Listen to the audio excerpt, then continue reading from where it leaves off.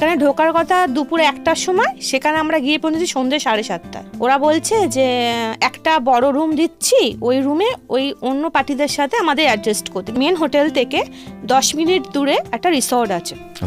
ঢোকার সঙ্গে সঙ্গে আমার ভালো লেগে গেছে জায়গা। বাথরুমটা ওপর দিকটা দেয়ালে মানে এরকম একটা ছোট জানলা মতন থাকে না, ছোট, হঠাৎ না মনে হচ্ছে স্ক্র্যাচ করছে কেউ, মানে ওই নেটটার মধ্যে খড়খড় খড়খড় খড়খড় খড়খড় করে আওয়াজ হচ্ছে। আমি যখন আসছি আমার হাজব্যান্ডও পেছনেই চলে এসছে আমার, ও একটা কিছু ডাউট করেছিল। দরজাটা খুলতেই মনে হলো না একটা মানে হাওয়া, মানে মন্ড মতন পাকিয়ে আছে। ছেলে যে খাটটাতে একা ঘুমাচ্ছিল, ও তো বাচ্চা, ওর ওখান থেকে মনে হলো একটা এরকম কিছু একটা হাওয়া গেল। এই ঘটনাটা তোমার চোখের সামনে ঘটলো পুরো? আমার সামনে, আমার হাজবেন্ডের সামনেও।